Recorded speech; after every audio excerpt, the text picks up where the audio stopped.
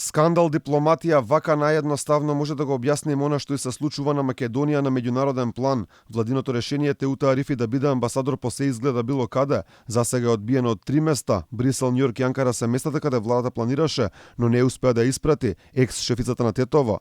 Но таа не е единственото одбиено амбасадорско решение од Македонија, тука друштво и прави Љубомир Фрчковски. Тој беше одбиен од САД за македонски амбасадор во Вашингтон, па владата реши да го пресели во Њујорк и да го предложи за амбасадор во Обединетите нации, позиција за која не треба согласност од организацијата. Покрај амбасадорските скандали, изборот на конзули не мина баш најмирно за македонската дипломатија. Изборот на Бесмире Јупи предизвика бура реакции во јавноста, а беше и причина за мала нервоза кај владиниот пиар кој не одговори на прашањето дали на затворена седница на владата таа била предложена за позицијата генерален конзул во Њујорк. На отворената седница на владата немаше точка со ова кадровско решение. На затворената седница.